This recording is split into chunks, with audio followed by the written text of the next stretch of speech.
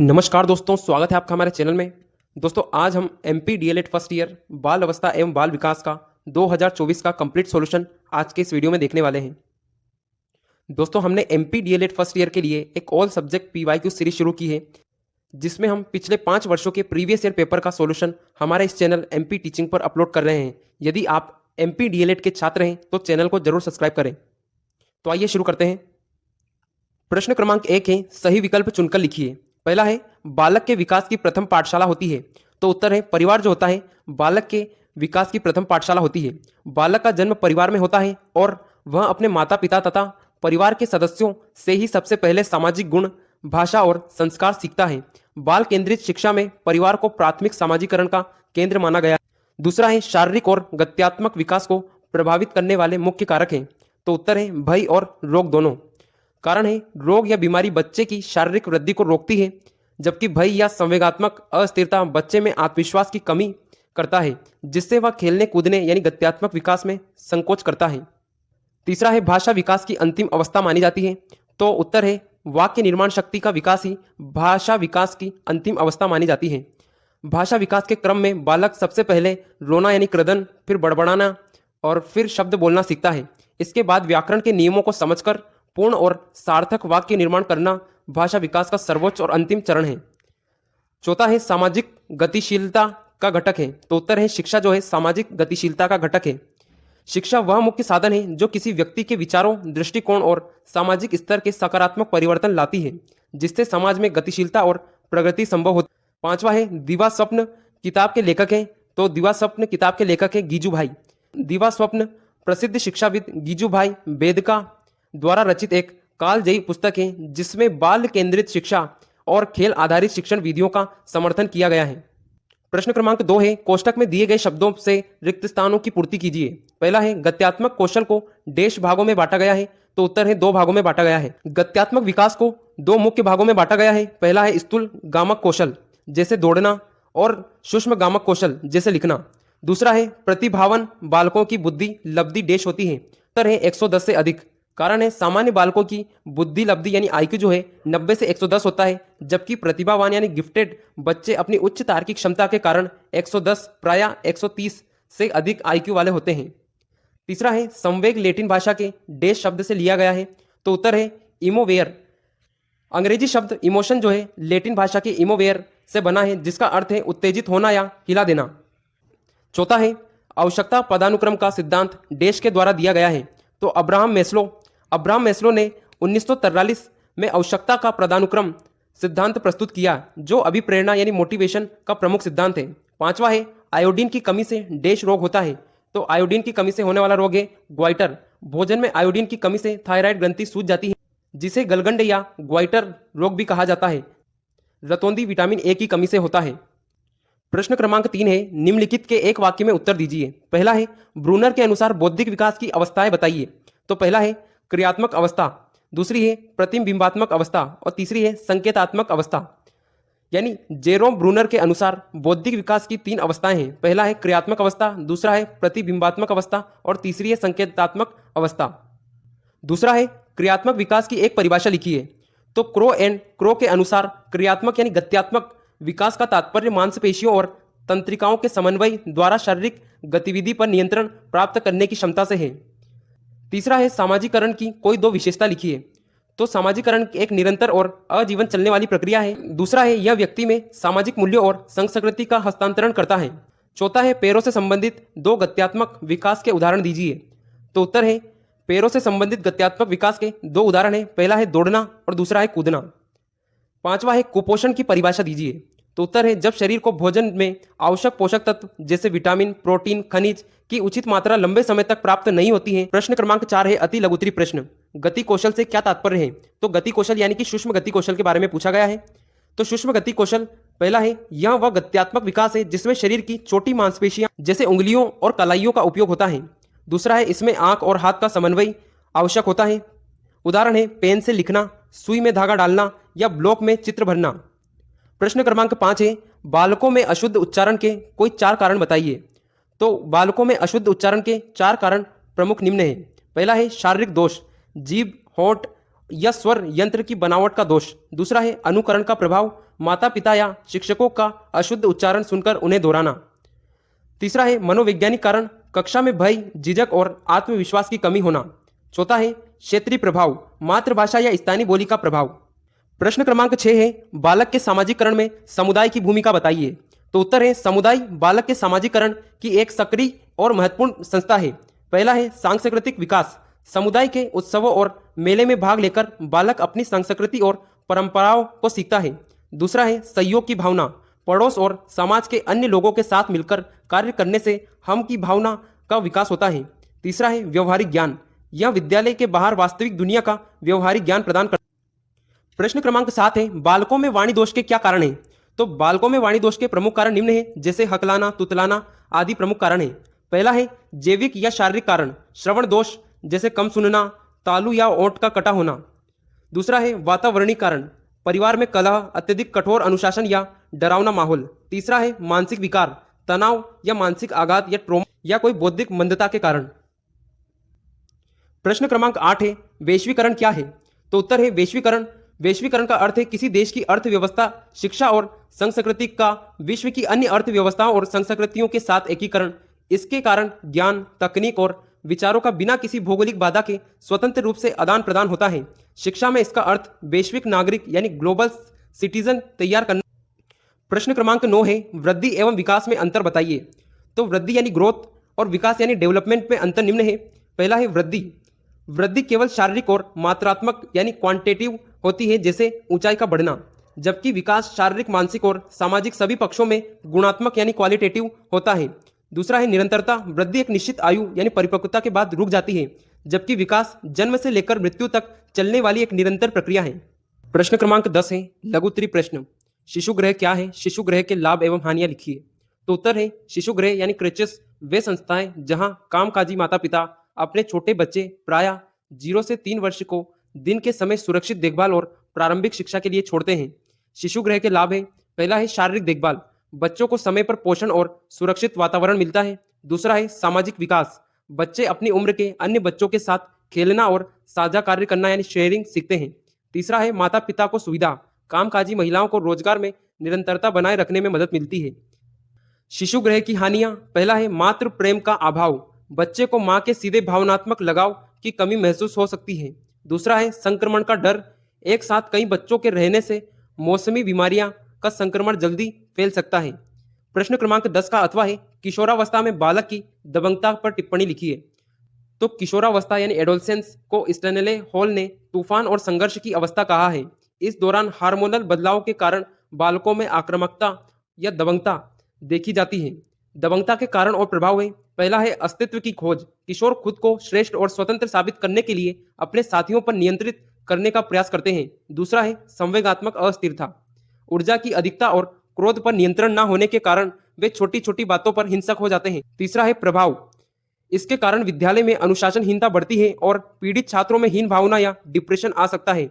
निष्कर्ष है शिक्षक को ऐसी स्थिति में दंडात्मक रवैया अपनाने के बजाय परामर्श और सहयोगात्मक दृष्टिकोण अपनाना चाहिए तथा उनकी ऊर्जा को खेलकूद में मोड़ना चाहिए। प्रश्न क्रमांक 11 है समग्र नामांकन की समस्या का समाधान बताइए। तो उत्तर है समग्र नामांकन यानी टोटल इनरोलमेंट का अर्थ है 6 से 14 वर्ष के 100% बच्चों का विद्यालय में पंजीकरण करवाना। भारत में यह एक बड़ी चुनौती रही है। यह समस्या के समाधान हेतु उपाय है। पहला है जागरूकता अभियान, ग्रामीण और पिछड़े क्षेत्रों में शिक्षा के महत्व को समझाने के लिए नुक्कड़ नाटक और रैलियों का आयोजन करना। दूसरा है आर्थिक प्रोत्साहन, मध्याह्न भोजन, मुफ्त किताबें और साइकिल वितरण जैसी योजना प्रभावी क्रियान्वयन। तीसरा है समावेशी ढांचा, दिव्यांग बच्चों के लिए रैंप और विशेष शिक्षकों की व्यवस्था करना ताकि कोई भी बच्चा वंचित न रहे। चौथा है आनंददायी शिक्षा, विद्यालयों का वातावरण बाल केंद्रित बनाना जिससे बच्चे स्कूल आने के लिए प्रेरित हो। प्रश्न क्रमांक 11 का अथवा है बाल्यावस्था की शिक्षा पर गांधी जी के विचार लिखिए। महात्मा गांधी शिक्षा को बालक के समग्र विकास, शारीरिक, मानसिक और आध्यात्मिक विकास का साधन मानते थे। उनकी बुनियादी शिक्षा बाल्यावस्था के लिए अत्यंत प्रासंगिक है। पहला है हस्तशिल्प आधारित शिक्षा, गांधी जी का मानना था कि शिक्षा उत्पादक होनी चाहिए, बच्चों को कताई, बुनाई या मिट्टी का काम, क्राफ्ट सिखाना चाहिए। दूसरा है मातृभाषा में शिक्षा, बाल्यावस्था में प्राथमिक शिक्षा अनिवार्य रूप से बालक की मातृभाषा में होनी चाहिए ताकि वह सरलता से सीख सके। तीसरा है 3H विकास, शिक्षा ऐसी हो जो मस्तिष्क, हृदय और हाथ का संतुलित विकास करे। निष्कर्ष, गांधी जी रटंत विद्या के खिलाफ थे और करके सीखने यानी लर्निंग बाय डूइंग पर अत्यधिक बल देते थे। प्रश्न क्रमांक 12 है, सामाजिकरण के प्रमुख अभिकरण तथा संस्थाएं बताइए। तो बालक को जैविक प्राणी से सामाजिक प्राणी बनाने की प्रक्रिया सामाजिकरण कहलाती है। प्रमुख अभिकरण एवं संस्थाएं हैं, पहला है परिवार। यह सामाजिकरण की प्रथम और सबसे महत्वपूर्ण संस्था है। यहाँ बच्चा प्रेम, सहयोग और नैतिक मूल्यों को सीखता है। दूसरा है विद्यालय। विद्यालय में बच्चा नियमों का पालन करना, अनुशासन और विभिन्न पृष्ठभूमि के बच्चों के साथ सामंजस्य बैठाना सीखता है। तीसरा है मित्र मंडली। खेल के मैदान में साथी समूह के बीच बालक के प्रतिस्पर्धा, नेतृत्व क्षमता और सहयोग का विकास होता है। चौथा है जनसंचार माध्यम। वर्तमान में टीवी, इंटरनेट और समाचार के विचारों और सामाजिक दृष्टिकोण को व्यापक रूप से प्रभावित कर रहे हैं। प्रश्न क्रमांक 12 का अथवा है, परवरिश एवं पालन पोषण में अंतर समझाइए। तो प्रायः परवरिश और पालन पोषण को एक ही माना जाता है, परंतु बाल मनोवैज्ञानिकों में इन दोनों के बीच एक सूक्ष्म अंतर है। पहला है पालन पोषण और दूसरा है परवरिश यानी चाइल्ड रेयरिंग और पेरेंट। पालन पोषण यह एक सीमित और भौतिक प्रक्रिया है, जबकि परवरिश यह एक व्यापक और मनोवैज्ञानिक प्रक्रिया है। पालन पोषण इसका मुख्य उद्देश्य बालक की बुनियादी शारीरिक आवश्यकताओं जैसे भोजन, कपड़ा, सुरक्षा और स्वास्थ्य को पूरा करना है, जबकि परवरिश इसमें बच्चे की भावनाओं को समझना, उसे सही संस्कार देना और उसके संज्ञानात्मक व नैतिक विकास को दिशा देना शामिल है। तीसरा है पालन पोषण का मुख्य रूप से बच्चों को शारीरिक विकास से संबंधित है, जबकि परवरिश बच्चे के समग्र विकास, शारीरिक, मानसिक और सामाजिक से जुड़ी है। अच्छी परवरिश एक अच्छे नागरिक का निर्माण करती है। प्रश्न क्रमांक 13 है, सामान्य एवं विशिष्ट गामक कौशलों को उदाहरण सहित समझाइए। तो गामक यानी गत्यात्मक कौशल का अर्थ मांसपेशियों की गतिविधियों पर नियंत्रण है। इसे मुख्य रूप से दो भागों में बांटा गया है। पहला है सामान्य या स्थूल गामक कौशल, ग्रोस मोटर स्किल। इसमें शरीर की बड़ी मांसपेशियां जैसे पैर, हाथ और धड़ का उपयोग होता है। इसमें ताकत और शारीरिक संतुलन की आवश्यकता होती है। उदाहरण, नवजात शिशु का घुटने के बल चलना, खड़े होना, दौड़ना और गेंद को पैर से मारना। दूसरा है विशिष्ट सूक्ष्म गामक कौशल। इसमें शरीर की छोटी मांसपेशियां, मुख्यतः उंगलियां और अंगूठों का उपयोग किया जाता है। इसमें सूक्ष्मता और आंख हाथ के समन्वय की अधिक आवश्यकता होती है। उदाहरण के लिए पेंसिल पकड़कर लिखना, शर्ट के बटन लगाना, चित्रकला करना और कैंची से कागज काटना, ये सभी सूक्ष्म गामक कौशल के उदाहरण हैं। प्रश्न क्रमांक 13 का अथवा है, 3 से 5 वर्ष की आयु के बालकों के लिए उनके गत्यात्मक विकास हेतु शैक्षिक कार्यक्रम बताइए। तो उत्तर है 3 से 5 वर्ष के आयु के बालकों का गत्यात्मक विकास अत्यंत तीव्र होता है। इस आयु वर्ग के लिए खेल विधि मेथड पर आधारित शैक्षिक कार्यक्रम निम्न है। पहला है स्थूल गामक विकास हेतु गतिविधियां। बच्चे को खुले मैदान में दौड़ने, कूदने और लुका छुपी, हाइड एंड सीक जैसे खेल खिलाने चाहिए। ट्राई साइकिल यानी कि 3 पहिए वाली साइकिल चलाने का अभ्यास कराना चाहिए। दूसरा है सूक्ष्म गामक विकास हेतु गतिविधियां। क्ले मॉडलिंग यानी मिट्टी या आटे से आकृति बनाना जिससे उंगलियों की पकड़ मजबूत हो। बड़े मोतियों को धागे में पिरोने की गतिविधि हो। क्रेयोन से स्वतंत्र रूप से रंग भरने के अवसर देना। निष्कर्ष है यह शैक्षिक कार्यक्रम बच्चों पर पढ़ाई का बोझ डालने के बजाय आनंदपूर्ण, अधिक जॉयफुल लर्निंग पर केंद्रित होता है। प्रश्न क्रमांक 14 है दीर्घ उत्तरी प्रश्न। बालकों के शारीरिक गत्यात्मक विकास में खेल की भूमिका बताइए। तो उत्तर है खेल केवल मनोरंजन का साधन नहीं बल्कि वह बाल्यावस्था में शरीर के और गत्यात्मक विकास की आधारशिला है। प्रसिद्ध शिक्षा शास्त्री फ्रोबेल ने भी खेल विधि को शिक्षा का अनिवार्य अंग माना है। शारीरिक गत्यात्मक विकास में खेलों की भूमिका, पहला है मांसपेशियों का सुदृढ़ीकरण। आउटडोर खेल जैसे फुटबॉल, दौड़, क्रिकेट खेलने से शरीर की बड़ी और छोटी मांसपेशियां मजबूत होती है और शरीर सुडौल बनता है। दूसरा है शारीरिक संतुलन एवं समन्वय। खेलों के माध्यम से बालक अपने अंगों पर नियंत्रण करना सीखता है, जैसे कैच पकड़ते समय आंख और हाथ का सटीक समन्वय विकसित होता है। तीसरा है रक्त संचार व पाचन में सुधार। शारीरिक श्रम वाले खेलों से हृदय गति तेज होती है, फेफड़ों की कार्यशीलता बढ़ती है और पाचन तंत्र सुचारू रूप से काम करता है। चौथा है थकान और तनाव मुक्ति। खेल शरीर से दूषित पदार्थों पसीनों के रूप में बाहर निकालते हैं। इससे बालक को अच्छी नींद आती है और जो शारीरिक वृद्धि के लिए अत्यंत आवश्यक है।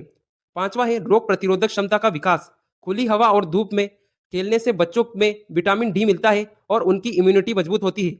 निष्कर्ष है स्पष्ट है कि स्वस्थ शरीर में ही स्वस्थ मस्तिष्क का निवास होता है और एक स्वस्थ शरीर के निर्माण के लिए गत्यात्मक खेल अपरिहार्य होते हैं। प्रश्न क्रमांक 14 का अथवा है बालकों के शारीरिक विकास में शिक्षकों की भूमिका है बताइए। तो शारीरिक विकास बालकों के अन्य सभी विकासों यानी मानसिक, सामाजिक और संवेगात्मक का आधार है। एक आदर्श शिक्षक केवल पाठ्यक्रम नहीं पढ़ाता बल्कि बालक के सर्वांगीण विकास में एक मार्गदर्शक की भूमिका भी निभाता है। शिक्षकों की प्रमुख भूमिका है, पहला है खेल कूद का आयोजन। शिक्षक को विद्यालय की समय सारणी में खेलकूद यानी पीटी या गेम्स के लिए अनिवार्य समय निर्धारित करना चाहिए और बच्चों को योग एवं व्यायाम के प्रति प्रेरित करना चाहिए। दूसरा है स्वस्थ परीक्षण। शिक्षकों को समय समय पर विद्यालय में स्वस्थ शिविर आयोजित करवाने चाहिए ताकि बच्चों की दृष्टि, श्रवण क्षमता या कुपोषण की समय रहते पहचान हो सके। तीसरा है पोषण संबंधित जागरूकता। मध्याह्न भोजन के दौरान शिक्षक को बच्चों को संतुलित आहार, साफ सफाई और खाने से पहले हाथ धोने की आदत का विकास करना चाहिए। चौथा है बैठने की उचित व्यवस्था। कक्षा में प्रकाश की पर्याप्त व्यवस्था हो और बच्चों के बैठने की मुद्रा यानी पोस्चर सही हो, इसका ध्यान शिक्षक को रखना चाहिए। पांचवा है सहानुभूतिपूर्ण व्यवहार। शारीरिक रूप से कमजोर या दिव्यांग बालकों के साथ शिक्षक का व्यवहार अत्यंत संवेदनशील होना चाहिए ताकि उनमें हीन भावना ना पनपे। निष्कर्ष है शिक्षक विद्यालय का वह स्तंभ है जो एक सुरक्षित और स्वस्थ वातावरण प्रदान करके बालक के शारीरिक विकास को सही दिशा प्रदान करता है। प्रश्न क्रमांक 15 है कहानी शिक्षण के उद्देश्य एवं सोपान लिखिए। तो उत्तर है कहानी सुनना बाल्यावस्था की सबसे प्रिय गतिविधि है। शिक्षा शास्त्र में कहानी कथन विधि का उपयोग बच्चों का ध्यान केंद्रित करने और जटिल विषयों को सरलता से समझाने के लिए किया जाता है। कहानी शिक्षण के उद्देश्य, पहला उद्देश्य कल्पना शक्ति का विकास। कहानियां बच्चों को एक नई दुनिया में ले जाती हैं जिससे उनकी रचनात्मक और तार्किक सोच विकसित होती है। दूसरा है नैतिक मूल्यों का विकास। पंचतंत्र या महापुरुषों की कहानियों के माध्यम से ईमानदारी, सत्य और साहस जैसे गुणों का स्वतः ही विकास होता है। तीसरा है भाषाई विकास। नए शब्दों को सुनने से बच्चों का शब्द भंडार बढ़ता है और उनमें अभिव्यक्ति कौशल का विकास होता है। कहानी शिक्षण के सोपान है, पहला है प्रस्तावना। कहानी शुरू करने से पहले बच्चों के पूर्व ज्ञान को जोड़कर उत्सुकता जगाना। दूसरा है प्रस्तुतिकरण। उचित हाव भाव, स्वर और उतार चढ़ाव और चित्रों का उपयोग करते हुए कहानी सुनाना। तीसरा है पुनरावृत्ति। कहानी के मध्य या अंत में छोटे छोटे प्रश्न पूछना ताकि बच्चों की एकाग्रता बनी रहे। चौथा है निष्कर्ष एवं मूल्यांकन। अंत में बच्चों से कहानी की शिक्षा एवं उसके सारांश अपने शब्दों में पूछना। प्रश्न क्रमांक 15 का अथवा है बालक के सामाजिक विकास को प्रभावित करने वाले मुख्य कारक लिखिए। तो सामाजिक विकास का अर्थ समाज के नियमों, परंपराओं और मूल्यों को अपनाकर एक उपयोगी नागरिक बनाना है। बालक का सामाजिक विकास एक शून्य से नहीं होता बल्कि कई बाहरी कारक इसे प्रभावित करते हैं। पहला है परिवार का वातावरण। परिवार को समाज का लघु रूप कहा जाता है। माता पिता का आपसी व्यवहार, लाड़ प्यार या कठोर अनुशासन बालक के सामाजिक दृष्टिकोण को तय करता है। दूसरा है आर्थिक सामाजिक स्थिति। जिन परिवारों की आर्थिक स्थिति अच्छी होती है उन बच्चों को बेहतर सामाजिक अवसर मिलते हैं। गरीबी अक्सर सामाजिक हीन भावना को जन्म देती है। तीसरा है विद्यालय और शिक्षक। विद्यालय बालक का दूसरा घर है। शिक्षक का निष्पक्ष और प्रजातांत्रिक व्यवहार बच्चों में समानता और सहयोग की भावना भरता है। चौथा है साथी समूह। किशोरावस्था में दोस्तों का प्रभाव सबसे अधिक होता है। अच्छे दोस्त की संगति सामाजिक गुणों को बढ़ाती है जबकि बुरी संगति अपराध की ओर ले जाती है। पांचवा है संचार माध्यम। आजकल इंटरनेट, टीवी और मोबाइल का बच्चों पर गहरा प्रभाव है। यह उन्हें विश्व की घटनाओं से जोड़कर उनका सामाजिक दायरा बढ़ाती है। निष्कर्ष है अतः माता पिता और शिक्षक को मिलकर एक ऐसा सकारात्मक वातावरण तैयार करना चाहिए जहां बच्चे का स्वस्थ सामाजिक विकास हो सके। प्रश्न क्रमांक 16 है बाल श्रम क्या है? बाल श्रमिक बनने के प्रमुख कारण। जब 14 वर्ष से कम आयु के बच्चों से उनके बचपन, शिक्षा और गरिमा को छीनकर आर्थिक लाभ के लिए शारीरिक या मानसिक श्रम कराया जाता है तो उसे बाल श्रम यानी चाइल्ड लेबर कहते हैं। यह बच्चों के मानव अधिकारों का सीधा उल्लंघन है। बाल श्रमिक बनने के प्रमुख कारण है, पहला है अत्यधिक गरीबी। यह बाल श्रम का सबसे बड़ा कारण है। परिवार के भरण पोषण के लिए माता पिता अपने छोटे बच्चों को होटलों और कारखानों या खदानों में काम कराने के लिए मजबूर कर देते हैं। दूसरा है अशिक्षा एवं अज्ञानता। अशिक्षित माता पिता शिक्षा के महत्व को नहीं समझते, वे बच्चों को कमाने का जरिया मानते हैं। तीसरा है सस्ती मजदूरी की मांग। कारखाने के मालिक वयस्कों की तुलना में बच्चों को काम पर रखना पसंद करते हैं क्योंकि उन्हें बहुत कम मजदूरी देनी पड़ती है और बच्चे विरोध भी नहीं कर सकते। चौथा है बड़े परिवार का आकार। परिवार में सदस्यों की संख्या अधिक होने पर बुनियादी जरूरतें पूरी नहीं हो पाती हैं जिससे बच्चों को काम पर जाना पड़ता है। पांचवा है विद्यालयों का अभाव। कई ग्रामीण क्षेत्रों में स्कूल दूर होने या शिक्षा की गुणवत्ता खराब होने के कारण बच्चे स्कूल छोड़ देते हैं और मजदूरी में लग जाते हैं। निष्कर्ष बाल श्रम एक सामाजिक कलंक है। शिक्षा के अधिकार आरटीई एक्ट 2009 की सख्ती से पालन करके ही इस समस्या को जड़ से मिटाया जा सकता है। प्रश्न क्रमांक 16 का अथवा है बाल शोषण क्या है, इसे रोकने के उपाय बताइए। तो उत्तर है बाल शोषण यानी चाइल्ड हरासमेंट या अब्यूज का अर्थ है किसी बच्चे के साथ शारीरिक, मानसिक या भावनात्मक या यौन रूप से किया गया दुर्व्यवहार जो उसके स्वास्थ्य, विकास और गरिमा को गंभीर नुकसान पहुंचाता है। बाल शोषण को रोकने के प्रमुख उपाय हैं, पहला है बच्चों को जागरूक करना। विद्यालयों में बच्चों को गुड टच और बैड टच के बारे में विस्तृत सिखाया जाना चाहिए ताकि वे खतरे को पहचान सके। दूसरा है संवाद और मित्रवत व्यवहार। माता पिता को बच्चों के साथ ऐसा दोस्ताना व्यवहार रखना चाहिए कि बच्चा बिना डरे अपने साथ हुई किसी भी अनुचित घटना को उनसे साझा कर सके। तीसरा है शिक्षकों की भूमिका। शिक्षकों को बच्चों के व्यवहार में आए अचानक बदलाव, जैसे अचानक गुमसुम हो जाना, को पहचानना चाहिए और उनकी काउंसलिंग करानी चाहिए।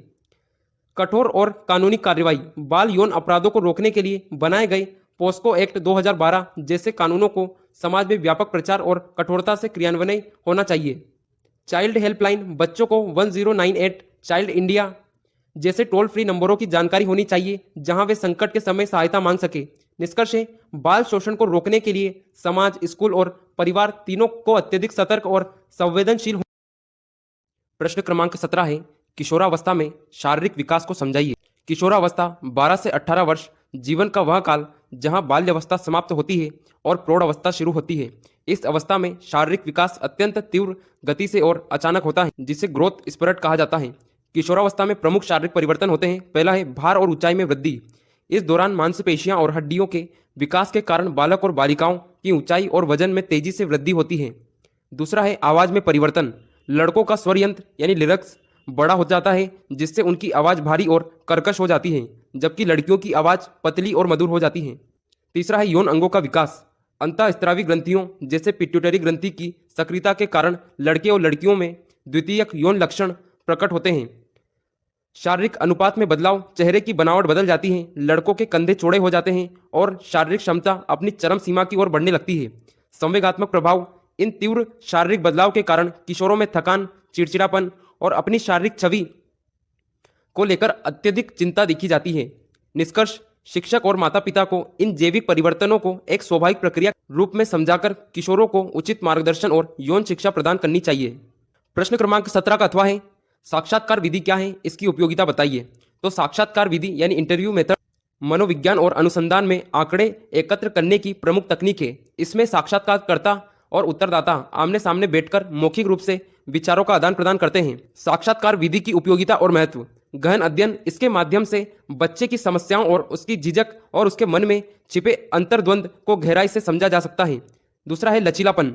यह विधि बहुत लचीली होती है। शिक्षक या मनोवैज्ञानिक स्थिति के अनुसार अपने प्रश्नों की भाषा और क्रम को बदल सकते हैं। तीसरा है अशाब्दिक व्यवहार का अवलोकन। इस विधि में न केवल व्यक्ति के उत्तर सुने जाते हैं, बल्कि उसके चेहरे के भाव, घबराहट और आत्मविश्वास का भी प्रत्यक्ष अवलोकन किया जाता है। चौथा है अशिक्षित के लिए उपयोगी। जो बच्चे या व्यक्ति पढ़ लिख नहीं सकते, उनके व्यक्तित्व का मूल्यांकन प्रश्न वाली विधि से नहीं किया जा सकता, वहां यह विधि सर्वोत्तम है। पांचवा है परामर्श में सहायक। बालकों की शैक्षिक या व्यक्तिगत समस्याओं के निदान और उन्हें उचित मार्गदर्शन देने के लिए एक अत्यंत प्रभावी उपकरण है। निष्कर्ष, साक्षात्कार एक उद्देश्यपूर्ण वार्तालाप है जो छात्रों के व्यक्तित्व के उन पहलुओं को उजागर करता है जो लिखित परीक्षा के माध्यम से असंभव है। प्रश्न क्रमांक 18 है निबंधात्मक प्रश्न। समावेशी शिक्षा से आप क्या समझते हैं, इसकी आवश्यकता एवं महत्व समझाइए। तो समावेशी शिक्षा का अर्थ, समावेशी शिक्षा शिक्षा की वह आधुनिक प्रणाली है जिसमें सामान्य बच्चों के साथ साथ विशिष्ट आवश्यकता वाले बच्चों यानी शारीरिक या मानसिक रूप से दिव्यांग, पिछड़े या प्रतिभावान को एक ही छत के नीचे एक ही नियमित विद्यालय में शिक्षा प्रदान की जाती है। इसका मूल मंत्र है सभी के लिए शिक्षा, एजुकेशन फॉर ऑल। इसमें बच्चों को व्यवस्था के अनुसार नहीं बदलना होता, बल्कि विद्यालय व्यवस्था को बच्चे की आवश्यकता के अनुसार ढाला जाता है।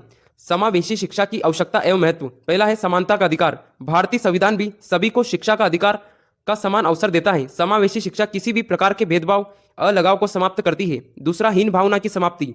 जब दिव्यांग बालक सामान्य बालक के साथ पढ़ते हैं तो उनमें आत्मविश्वास बढ़ता है और वे स्वयं को समाज का अभिन्न अंग मानते हैं। तीसरा है सामाजिक एकीकरण। सामान्य बच्चे जब विशेष बच्चे की मदद करते हैं तो उनमें सहिष्णुता, सहानुभूति और सहयोग जैसे उच्च नैतिक मूल्यों का विकास होता है। चौथा है कम खर्चीली प्रणाली। विशेष बच्चों के लिए अलग से विशिष्ट विद्यालय यानी स्कूल खोलना और वहां बुनियादी ढांचा तैयार करना बहुत ही खर्चीला होता है। समावेशी शिक्षा इस आर्थिक बोझ को कम करती है। पांचवा है संपूर्ण समाज का विकास। यह शिक्षा प्रणाली यह सुनिश्चित करती है कि समाज का कोई भी वर्ग विकास की मुख्य धारा से वंचित न रहे। निष्कर्ष, समावेशी शिक्षा केवल एक शैक्षिक अवधारणा नहीं, बल्कि यह एक समतामूलक और लोकतांत्रिक समाज के निर्माण का सबसे सशक्त साधन है। प्रश्न क्रमांक 18 का अथवा है बाल मनोविज्ञान से आप क्या समझते हैं, इसके प्रमुख क्षेत्र लिखिए।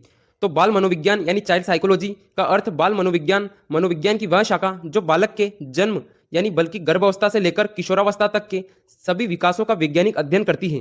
क्रो एंड क्रो के अनुसार बाल मनोविज्ञान वह वैज्ञानिक अध्ययन है जो व्यक्ति के विकास का अध्ययन गर्भकाल के प्रारंभ से किशोरावस्था की प्रारंभिक अवस्था तक करता है। यह शिक्षक को यह समझने में मदद करता है कि बच्चा कैसे सीखता है। बाल मनोविज्ञान के प्रमुख क्षेत्र हैं। पहला है विकासात्मक अवस्थाओं का अध्ययन।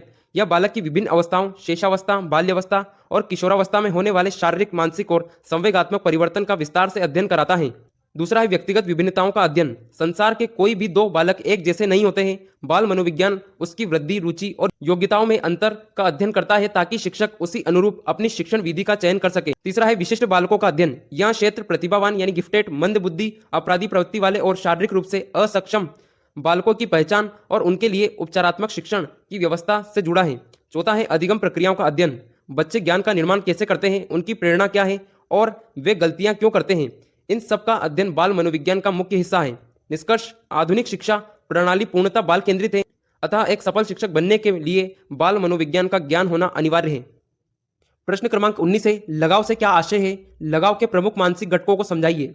तो लगाव यानी अटैचमेंट का आशय, मनोविज्ञान में लगाव यानी अटैचमेंट एक गहरा और चिरस्थायी भावनात्मक बंधन है जो एक व्यक्ति यानी विशेषकर शिशु का उसके प्राथमिक देखभाल करने वाले प्रायः मां के साथ जुड़ता है। जॉन बॉल्बी को लगाव सिद्धांत का जनक माना जाता है। यह लगाव शिशु की सुरक्षा की भावना प्रदान करता है जो उसके भविष्य के सामाजिक संबंधों की नींव रखता है।